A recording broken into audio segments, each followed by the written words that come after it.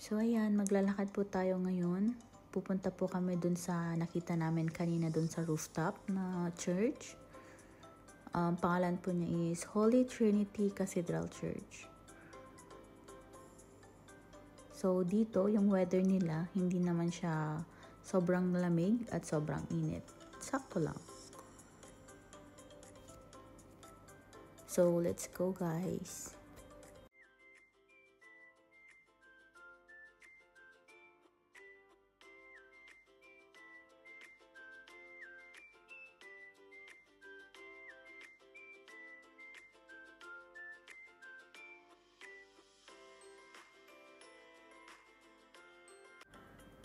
Left or right? Right po. So, maglalakad muna kami. Mukhang medyo malayo pa. May dumi-dumi din ng aso. Actually, marami silang mga aso dito. Ang laki. Yan siya. So, ayan. Buti na lang nakarating din kami sa wakas. So, hindi namin alam na malapit lang pala siya. Mga nasa 10 minutes walk. Pero hindi rin naman sure kung makakapasok kami or hindi, or may entrance fee. Wala po kasi kaming time makapag-research bago pumunta. So nakita lang namin siya sa rooftop ng hotel.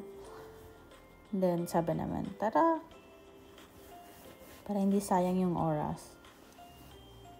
So ayan, meron nga silang gate. Kaso nakasara.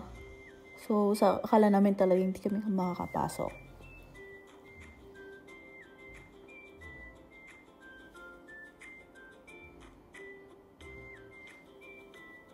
Pero, dito yung gate nila.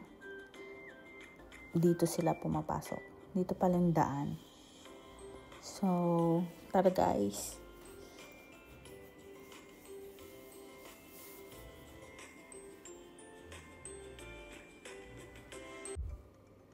So, ayan. Ito po yung... Hey, nakarating din. Papasok kami mamaya. Kasama ko. Bag ko.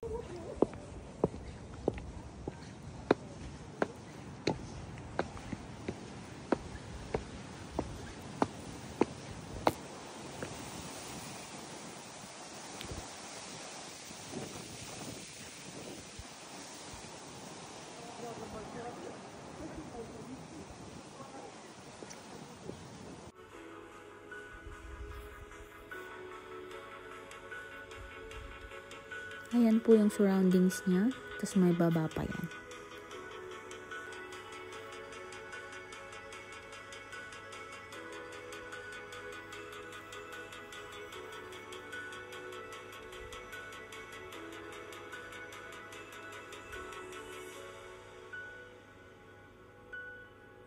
So ayan, hindi po pwede yung camera sa loob.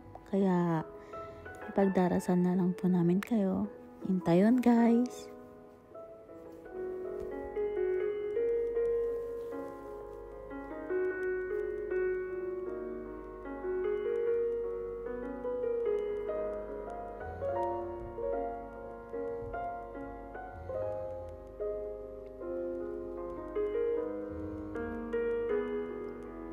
So, nandito lang po kami sa baba. Galing na po tayo dun sa taas kanina. Kaya dito naman po tayo sa baba. Actually, yung iba, dito sila nag-start. So, since galing kami dun sa taas, kaya dun kami nag-umpisa. And tatapusin namin pababa.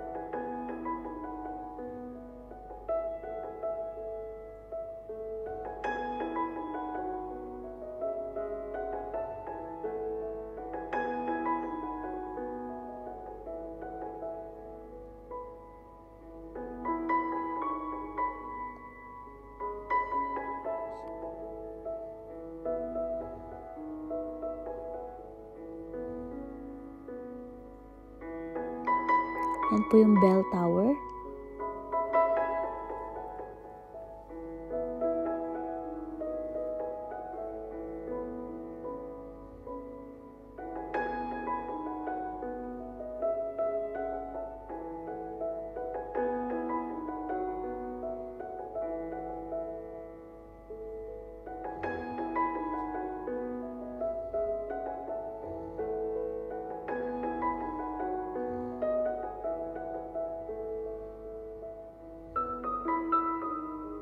Bumalik po kami ngayon dito sa Holy Trinity Cathedral Church. Malapit po ito sa hotel na pinagbukan namin.